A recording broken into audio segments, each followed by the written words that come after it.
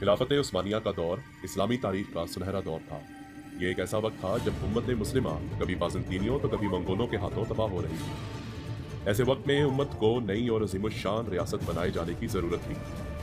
656 हिजरी पा मुताबिक 1258 ईस्वी एक तुर्क सरदार अर्तुगरुल गाजी के यहाँ एक बेटे की पैदाइश हुई जिसका नाम उस्मान रखा गया। उस्मान ने मुसलमानों की तकदीर बदल डाली और इन्हीं के हाथों सल्तनत उस्मानिया की बुनियाद रखी।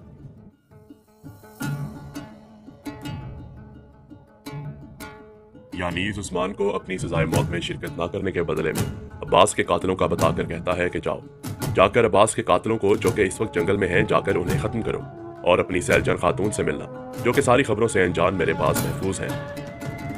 अगर तुम मेरी बात मान लो तो मैं उन्हें सही सलामत के लिए वापस पहुंचा दूंगा। सैलजान खातून बाला और शेख ईदा बाली से मिलती है और शेख ईदा बाली से दुआ लेने की आरजू करती हैं। तो शेख ईदा बाली सैलजान खातून को दुआ देते हैं और पूछते हैं कि आप अपना नाम बता सकती हैं। तो सैलजान खातून कहती हैं कि मैं एक शहीद की माँ और एक शहीद की बीवी काय कबीले की सैलजान खातून हूँ। उस्मान अपने सिपाहियों और दोस्तों के साथ मिलकर जंगल में जाता है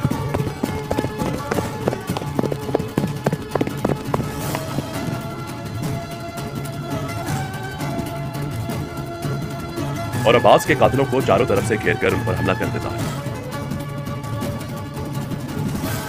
और सब सिपाहियों को मारकर एक सिपाही को अपने सिपाही के साथ भेज देता है ताकि वो उसका मुंह खुलवा सके और उनके सरदार के बारे में उगलवा सके। सैलजान खातून भी काय कबीले पहुंच जाती हैं और उस्मान भी। उस्मान के कबीले पहुंचने पर सब लोग इकट्ठे हो जाते हैं और उस्मान बामसी साहब को बताता है कि ये मेरे भाई अब्बास के कातिल हैं। अब ये आपके हवाले हैं, आप इनका जो चाहे करें।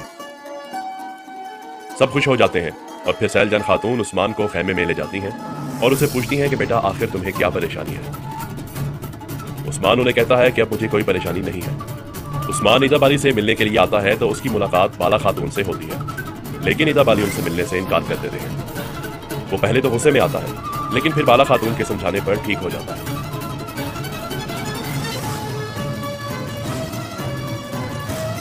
आलिशार साहब दुंदार से उसकी बेटी का हाथ मांगते हैं। अब क्या दुंदार की बेटी आलिशार साहब से शादी पर राजी हो जाएगी?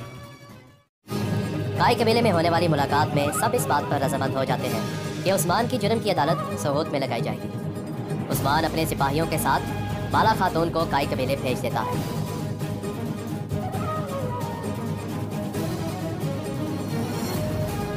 उसके बाद वो शहजादी सोफिया को सोहूत के रास्ते में जाते हुए सोफिया के सिपाहियों को मारने के बाद उसे अगवा कर लेता है और कलानूस से कहता है कि जाकर यानीस से कहो कि अगर वो जहर खत्म करने वाली दवा देगा तो वो सोफिया को छोड़ देगा।